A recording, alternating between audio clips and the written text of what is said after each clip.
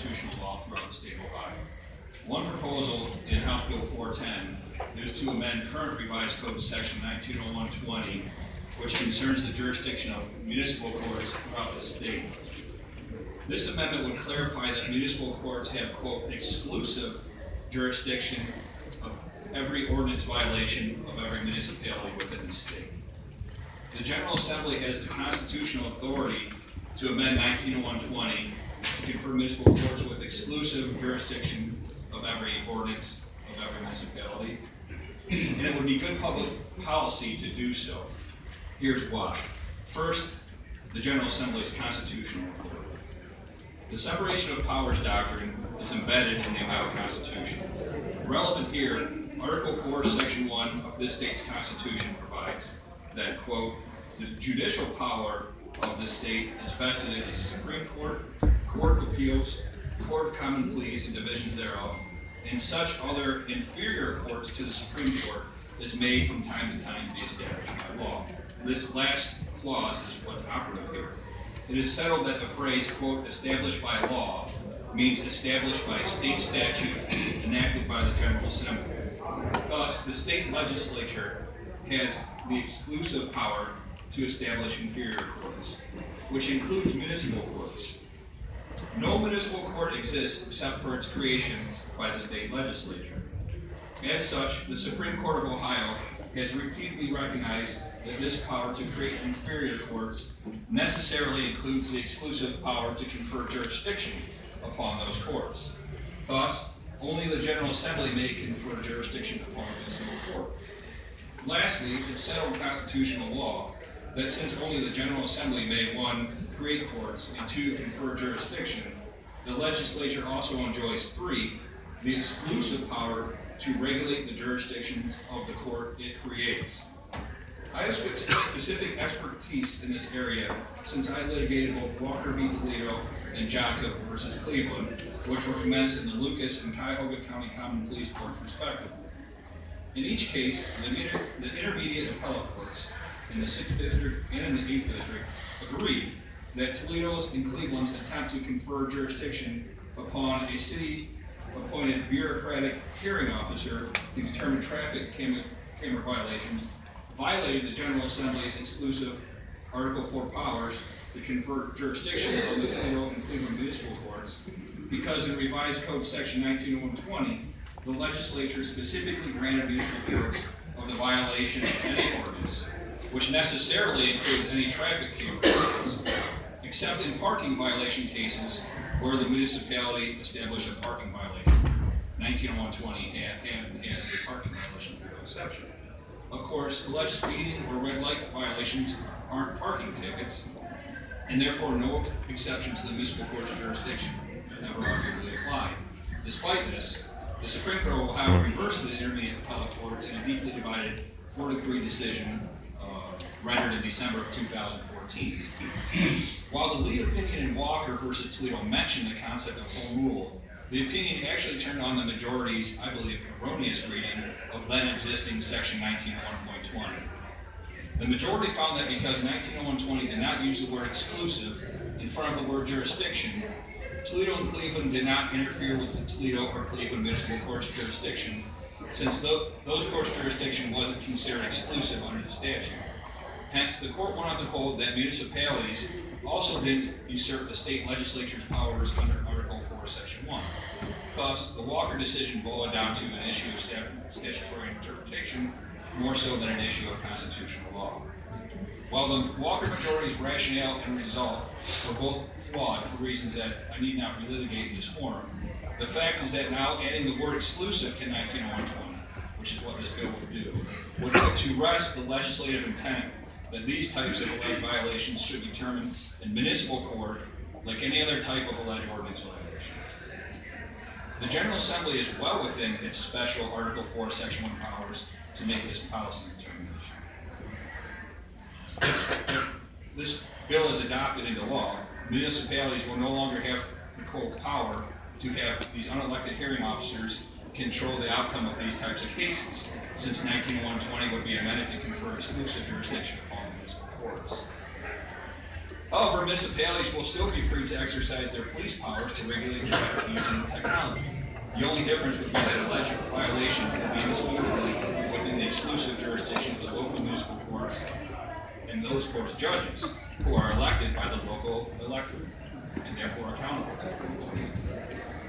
The judges are also not appointed by the municipalities and have an oath to uphold the law and to exercise independent judgment. The General Assembly would be well within its constitutional authority under Article 4, Section 1 to adopt this amendment. Exclusive jurisdiction would also create a fair playing field for Ohioans and motorists visiting Ohio. Because our firm litigated Walker and Jocko, we are regularly inundated with calls from motorists throughout the state that receive what they consider strange traffic tickets. Many motorists do not recall, by the time they receive the tickets, the underlying events, because the tickets are often issued weeks after the fact. It is therefore difficult to monitor defense, and since these matters are not filed in court, no discovery is permitted, no witness is compelled to testify, the reliability of the camera systems is not disputable, and the hearing officer essentially acts as witness, judge, jury, and executioner for the employer municipality. This flies in the face of traditions of fair play and undermines confidence in local government and is totally unfair. People feel like they don't get a fair shake at all. Further, we are regularly called by out-of-state drivers that receive tickets when they are visiting Ohio, and they are shocked to hear that they will not get their day in municipal court. This leaves them with an extremely negative impression of justice in Ohio and of our state overall. Next, our experience is that these cameras are disproportionately placed in urban areas and minority communities. Finally, the general speed limit law of Ohio is supposed to be the operator may drive at a speed that is reasonable for the roadway and traffic conditions. That's what 4511.21 says. Therefore, speed limit signs are actually set a presumption as to whether a rebuttable presumption as to whether the operation was reasonable or not. There are no per se speed limits in Ohio, except on the turnpike, construction zones, and some other specialized circumstances. Hearing officers repeatedly fail to grasp this point, and therefore never let motorists argue this point. That is, a person could be operating perfectly reasonable at 50 miles an hour on a sunny day with little traffic in a 45 mile per hour zone without breaking the law. Yet hearing officers won't even hear this type of offense. This result is unfair and contrary to the legislature's codification of 4511.21, which sets forth the statewide reasonableness.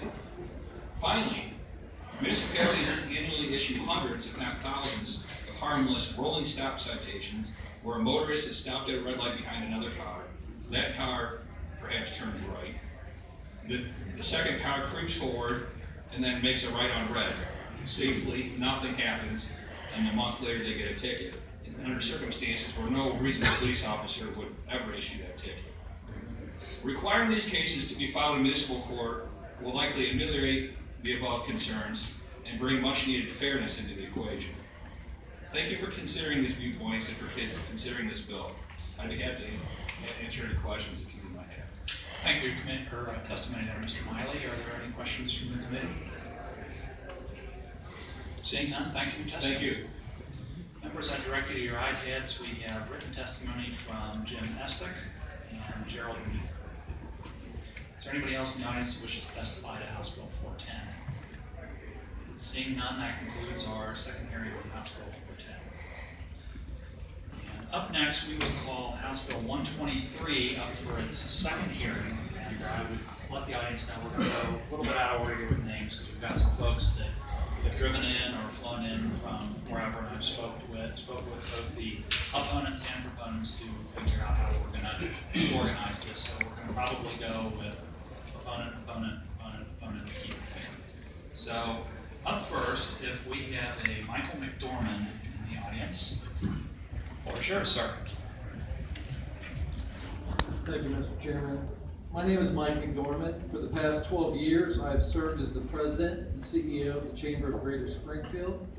Prior to that, I worked as an area manager for Ohio Edison, overseeing a territory that included all or parts of Clark, Madison, Union, and Delaware counties.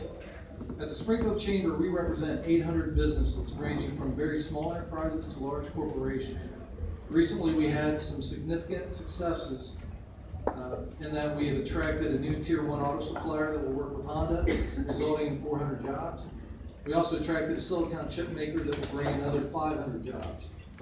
While we are optimistic about our area's future, we are concerned by the number of Payday loan stores that litter Springfield's main corridors.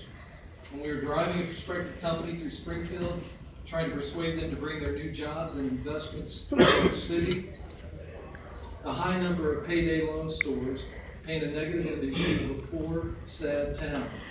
It hurts our ability to attract more businesses to Springfield. The large number of Payday lenders in places like Springfield, Ohio, goes way beyond the fact that they present a poor image and bad aesthetics. We are concerned that Ohio has the highest rates in the nation for folks who use these short-term loans. Today, Payday lenders in Ohio are operating in a manner that is unfair and hurts all Ohioans, which includes our businesses. I stand here today not advocating that Payday lenders be driven out of business in Ohio. Rather, I stand here to urge you to hold Payday lenders accountable to run their businesses in a manner that is fair to all Ohioans. In 2008, Ohioans statewide overwhelmingly voted in favor of Payday lending reforms, which were very similar to the reforms being offered up in House Bill 123.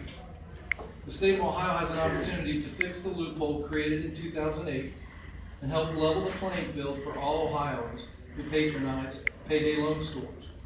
We're not asking you to put Payday lenders out of business. House Bill 123 is a compromise that will allow them to continue to operate here while helping working men and women who struggle unfairly today with these outrageous rates. House Bill 123 would not only be good for Ohioans who use these products, it would be good for our overall business community, which would benefit from a more productive workforce and the commerce resulting from an extra $75 million pumped annually into our state's economy.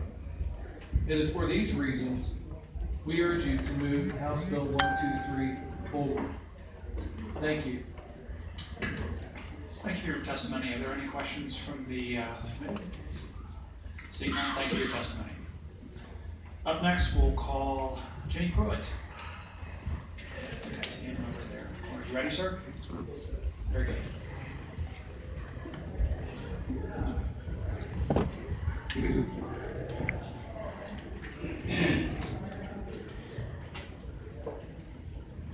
You're ready.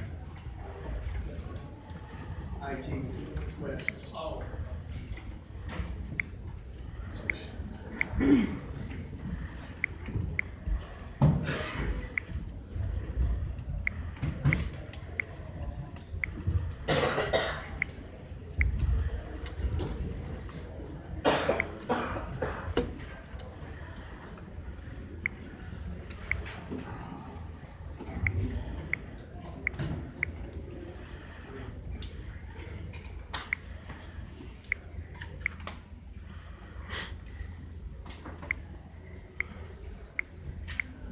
Chairman Blessing, Ranking Member Clyde, and members of this committee, I'd like to extend my sincere appreciation to each of you for the opportunity to discuss this proposed legislation.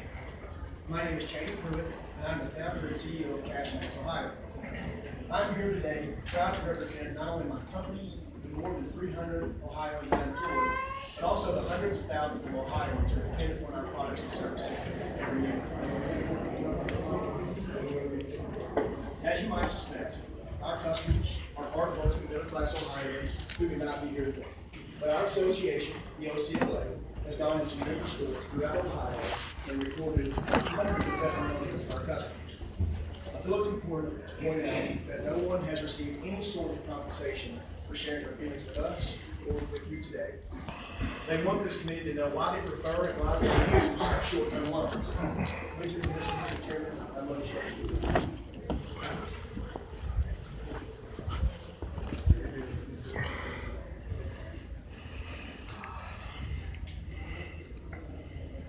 They have a misinterpretation of what the average person is that uses a facility like this. I mean, I don't consider myself a poor, uneducated person being taken advantage of.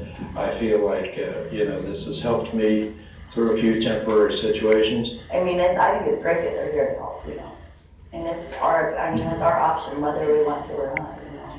I would say that it's something that we need, just because of the way the economy is right now. I think that we definitely need it, and it's just kind of like a safety net sometimes for us. You know, knowing that we can come back if we're going through a rough time, we can actually come and get the money that we need to get us through. I would say that, you know, it's our choice, and this is something that the community needs, especially when we are living paycheck to paycheck. Sometimes it's good to just have this type of resource. We the people, we do need this. We need more services like this for people like myself, working class people that need a little extra, a little push. For as legislators, I would like them to just like, hey, really don't bother. Paid advance, you know, I know we need this. I think the people that we see coming in and utilizing these services are pretty responsible, planning, organized people who are, you know, going to make good on their debt. If you don't like it, don't go to it. I mean, it's an option for people if they want it. I don't think they're living in the real world.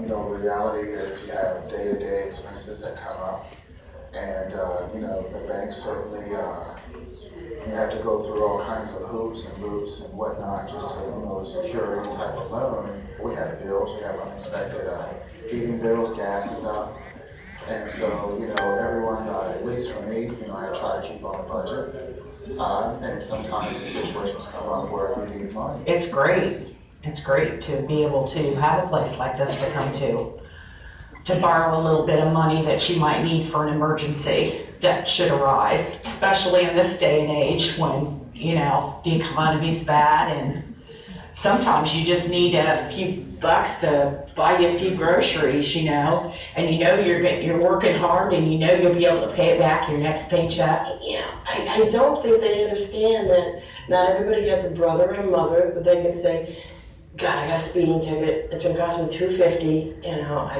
I don't know where to go. And we're that place to go, you know, that don't have relatives, and not everybody does. Or can just put it in their Visa or MasterCard. Not everybody has that option. We're an option that should be there. We don't make people come, but we should have the option to help.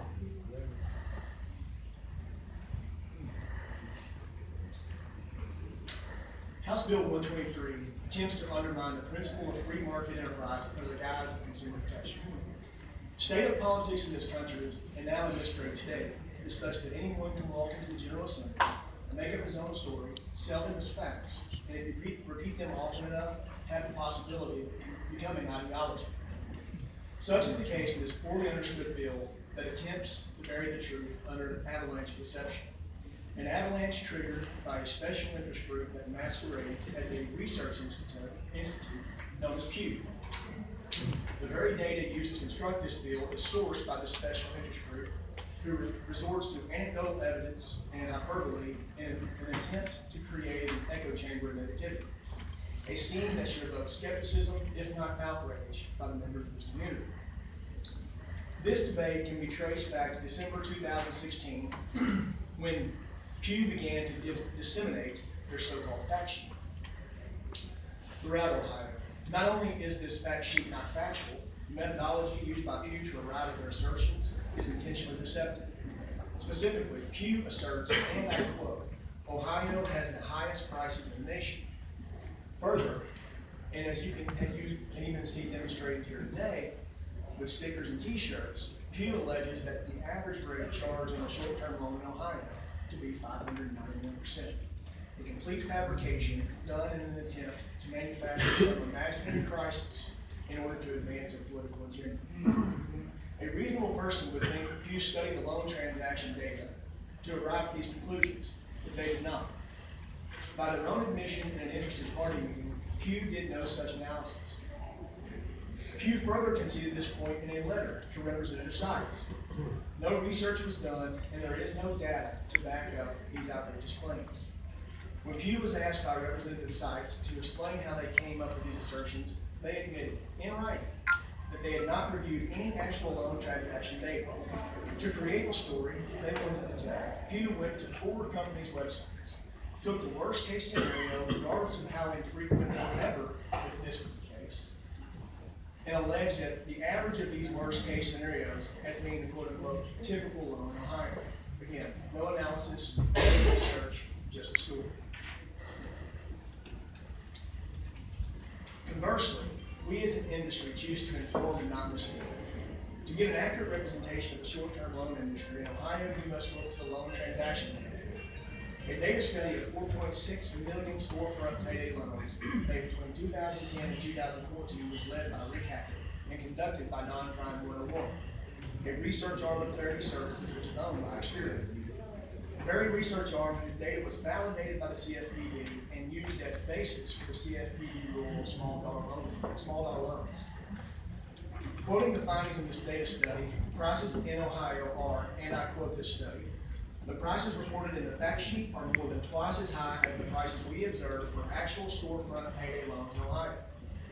What the opposition doesn't want you to know, the average cost for a short-term loan in the state of Ohio falls well below the national average.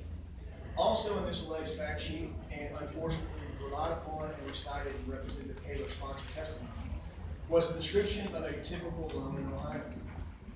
Again, after examining the actual data of loans made in Ohio during that time, Non-Prime 101 found that, and again, quoting this study, the example in the fact sheet is so rare as to be completely misleading. More specifically, the data showed that the typical loan that was depicted in the opposition's fact sheet occurred in less than 1 in 1,000 loans. Again, intentionally misleading and desperately inaccurate to qualify as research. Another misconception the opposition would like you to believe is our customers are not only poverty-stricken, but they are also dissatisfied with our products and services. Neither is true. Those who oppose our industry resort to the tired tactics of fear-mongering by citing the most outrageous, albeit infrequent, horror stories. I sympathize with those, some of which I'm sure you'll hear today. I sympathize with those who have tried to have unpleasant experience with products and services. I don't stand before you today to try to claim as if this industry is perfect. No industry is. We're not unlike any other. We're not without fault. And I'm sure there are areas in which we can improve. But horror stories intentionally amplified by those who oppose our industry are not representative of the quality of service and the satisfaction that our customers receive. Again, if we focus on the facts, data shows that our customer satisfaction rates are some of the highest you'll find in financial services. Again, not being unsympathetic to those who have had unpleasant experiences, but it just doesn't translate with what the data shows. It doesn't translate with what I hear thousands and thousands of times, day in, day out, year in, year out, in this business. Federally, our complaint rates fare better than virtually any other form of lending, including mortgages, student loans, credit cards, even bank loans. Specifically in Ohio, just a few days ago, on January 12th, the Ohio Attorney General's Consumer Protection Section released the 10 most common types of the 22,000 consumer complaints filed in that office. Short-term loan industry, not even mentioned. 2017, my company, Cashbacks here in Ohio, with 59 location. 16 complaints, and we processed over 300,000 customer transactions. 14 of which were at the Attorney General's office, 2 at the Better Business Bureau, all 16 resolved. Well, let's focus on what really matters. Instead of focusing on bad data and hyperbole, let's shift focus toward the at stake here, assuring that Ohioans continue to have access to credit when they need it most. I think it wise to provide a brief glimpse into the economic reality of our customer. The Federal Reserve report on the economic well-being of U.S. households states approximately half of adults cannot cover an unexpected expense of $400 without resorting to borrowing from a lender or selling personal property. A related study shows 76% of Americans identify as living paycheck to paycheck. Just as you've heard today from our customers in the video testimonials, and just as I'm sure you'll hear later today, access to credit is imperative for millions of Ohioans. Any measure that results in restricting and reducing access to potential sources of credit must be undertaken with great circumspection. With this critical factor in mind, the unintended consequences of House Bill 123 begin to take sharper focus. The bill sponsors, or perhaps better stated, the special interest group on whom these sponsors have relied, have paraded the current model in Colorado as a suitable proxy for consumer lending here in Ohio. Even a quick review of the outcome of this model shows a clear reduction in the availability of credit. Since this model was put into place in 2010, not a single new storefront location has opened, and over 48% has shut down. 76% of the locally owned storefront locations have been forced to close. Percentage of Colorado consumers who now qualify for short-term credit plummeted. The average income it takes for a Colorado consumer to qualify for a loan is 50% greater than what it was prior to this model going into effect. This is especially troublesome for the low earners who many times need our products and services most. For the thousands who no longer qualify under the strict new underwriting guidelines in Colorado, where do they go? Doing without is not an option, so they resort to seeking out inferior products. Inferior products means higher prices. Because of this model, fewer Coloradans have access to state-regulated storefront credit and have been forced to seek credit from higher price and oftentimes unregulated sources. In many ways, Colorado's law has had the opposite of its intended effect, raising the cost of credit for thousands of those who can afford it least. As bad as the Colorado law is, Ohio's House Bill 123 would be even worse. House Bill 123 is much more onerous than Colorado's current statute. From a revenue perspective, it allows just 55% of what the Colorado law allows. From an operator's standpoint, this constraint requires that we become far more restrictive in our underwriting. Bottom line, we deny credit to those who apply for greater rates. 40% of current Ohio short-term loan customers would not qualify for a loan in Colorado. Since House Bill 123 is far more restrictive, what would that number climb to? 60%, 70%? Whatever the number is, these customers will be left with fewer options and more often turn to higher priced and unregulated sources of credit, such as offshore, non-licensed tribal lenders that oftentimes charge double or even triple what traditional short-term storefront lenders charge. Just like in Colorado, this law would have the opposite effect of its intended effect, raising the cost of credit for thousands of Ohioans who can afford it the least. Reality is, you can eliminate sources of supply.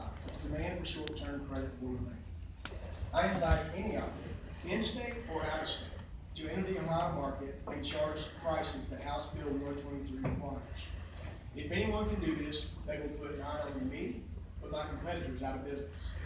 You don't need this bill to operate in the manner in which it prescribes. Every part of it is allowed today. The reason it hasn't and the reason it will not be done is because it cannot be done properly. As I conclude, I want to remind you who the real losers are if House Bill 123 is voted into law. The customers we serve every day, the over 5 million Ohioans who are not prepared for a $400 unexpected expense, and the 76% of Ohioans who are living paycheck to paycheck. As you heard in the customer testimonials and as you see quoted on this slide, our customers not only need, but they appreciate the services we provide. Those are the people who will feel the pain of this misguided overreach. While the special interests who stand behind this bill rejoice, the people who are actually using our products and overwhelmingly support the manner in which we operate will see their options for available credit disappear. The demand for bridge financing doesn't go away, and any measure that constricts the supply will merely push customers to other forms of unregulated lending.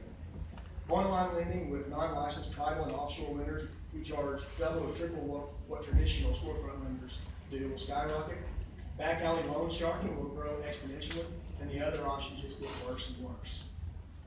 I recognize there are a number of well-intentioned people who wish there wasn't a need for our product, but it's an unavoidable reality that over 1 million Ohioans in need of credit come to us each year because we are the best and safest option for them. Nothing in House Bill 123 gives more credit options to those Ohioans. What it does is eliminate one of the only legal regulated options they do have. Allow the customers to speak for themselves. Allow the data to speak for itself. Allow the free market to work. Passing this bill will put me out of business force about 303 Ohio employees into the unemployment line. And I'm confident they will have a similar impact on most, if not all, of my competitors. Before such a draconian decision is made, I urge you to engage further and allow the real facts to speak.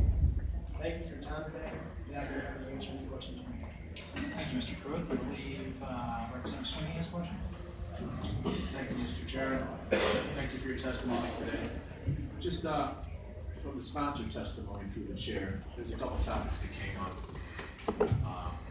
On a license that no one in your industry gets approved. Can you talk about that a little bit? And then the amount of payday loans that pop up in neighborhoods. I saw it spike a little bit for a second, and now it's leveling off in proportion to how many payday loans are in neighborhoods compared to other businesses.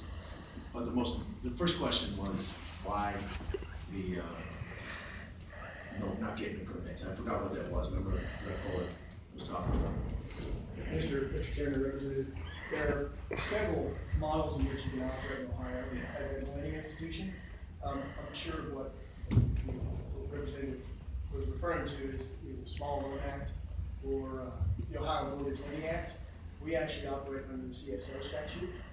It's a three-party system, not getting into the weeds on that, but we do operate according to federal and state law. We are lawfully operating in the state. We just choose a model. I just wanted to figure that out a little bit more deep, because when you say nobody complies with this law, this testimony is they comply with a different law. Just on a personal note, I kind of, through the chair to the president here, I'm a brother-in-law. I never really knew your industry, and I actually watched him go in a payday loan, pay off a loan, just to take another one. I'm like, John, why are you doing it? I can owe him some money. But I couldn't understand it, but he understood it, how he does it. That's how he lived his life. He went to heaven about a year ago. But I got to see a glimpse of what that really does for him and how he could operate with the normal sense that I have in regards to how he should be conducting his life. So I appreciate the opportunity to talk about this, but I want to get a little more deep into it. Thank you, Representative. Representative Faber has a question? No. Oh, Greenspan? Greenspan. Thank you. Thank you, Mr. Chair. To the witness, I apologize for the obstructed view here. Does this bill in any way prohibit payday lending or make it unlawful in Ohio? Mr. Chairman, Representative, it does not prohibit per se. What it does, it drives down prices. It restricts what we charge.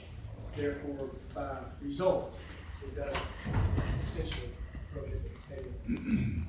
Well, it does not make it unlawful though in Ohio, this bill passes. It is not. If a follow-up question, if this bill passes and a potential customer walks in one of your businesses, and they're a qualified customer, they're still able to utilize your services, correct? Under this law? Yes. No, sir. So a qualified customer is unable to, this law passes, use your services, is what you're saying? Correct. So that is based upon revenue constraints, based upon current law, and in House Bill 123, we're going to effect. What this bill allows, and this is pretty close, is about $7 or so per 100. Though that level of fee does not allow me to pay overhead, pay personnel. It doesn't allow me to generate enough revenue to stay in business. Now, my question was, as you stated in your testimony, there are customers that qualify for your services today. You're saying that this will restrict or make smaller the number of qualified customers, correct? Yes. So with that being said, if this law was to go into effect, there still are potential qualified customers for your business, correct? I suspect the upper echelon of our customer base would sufficiently qualify. So I would take that as an answer as yes. So that's the reason. One final question. Isn't it true that the data in your testimonies relying on Clarity Services payday loan industry vendors that was recently fined $8 million for illegal practices? Yeah, I'm not aware, but it's also the same company owned by Experian and also relied upon from the federal government, the CFPB in particular, to craft the small dollar loan rule. Thank you. Any other questions from the committee? Representative Sykes. Thank you, Mr. Chairman. Thank you, Mr. Pruitt. Just two questions, if I might. The first one is, the proponents of the bill make the case that while a number of outlets in Colorado have closed following enactment of the Colorado legislation, the overall volume of dollars passing through the remaining entities has remained fairly constant with respect to both before and after the passage of the Colorado law. Do you find that to be true, and can you explain why that's so, if it's so, and why it's not so if it's not so? Sure. I do not know if that is true, but I can tell you if true, here's why. It's due to loan density. What has occurred in Colorado is you used to have single loan stores, short-term loan stores, in cities and towns that had a population of 10,000, 15,000. That's what has occurred now is those cities and towns are left no access to credit. You had higher density in metro areas where you used to be able to support, the community can support 20 locations. Now they can only support 5. So when they start cutting the pie, everyone gets a high level to charge slightly less. So what they've done is loan volume has gone down. Loan dollars, I would think it's gone down as well, but not gone down commensurate to the number of transactions. Essentially what they're doing is they're pushing more dollars, like I referred to in the Greenspan, they're pushing more dollars to the upper echelon. And then, Mr. Chairman, the only question I have is, the proponents have argued for many months that under the APR that would be allowed under this bill, House Bill 123, which I believe is in the neighborhood of 120%, once you calculate both the 28% interest rate and the allowed fees, so that they would be able to get 120% APR, and they say there are entities that could make a fine profit at 120% APR. And I guess my question to you is there any law in Ohio right now that you're aware of that prohibits these enterprising lending institutions who believe they can operate at 120% from coming in here and operating at 120%? And thereby undercutting the allegedly 591% average loans that some in your industry are accused of making? I mean, it seems to me that if there's no law in Ohio that forbids loans at 120%, which I don't think there is, then some enterprising person will come in here and start making payday loans at 120%, and the market would rectify the problem because people would gravitate towards the lower price product. That is thrown off with a question, but that's absolutely correct. Any in-state operator, any out-of-state operator, Pew in particular, partner operator, any fact packer, if you come into Ohio today and charge these rates, it's not prohibited. It is absolutely legal, absolutely lawful. So again, I invite anyone, if this can be done, come in, do it today, put me out of business, put my competitors out of business, and show us how to do it. When I stand before you today, knowing unequivocally, it cannot be done. It cannot be sustained. Any other questions from the committee? Seeing none, thank you, testimony. Okay, before we call up any more witnesses for 123, we're going to briefly switch gears here and call up House Bill 462 for its first hearing. Representative Schuring and Representative West. Sorry for the gentleman, the floor is yours.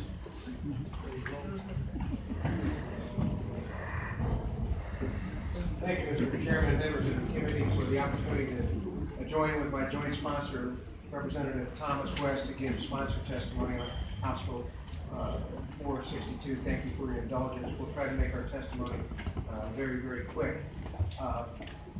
There's an emergency going on in our county, Stark County, where Representative West and I live.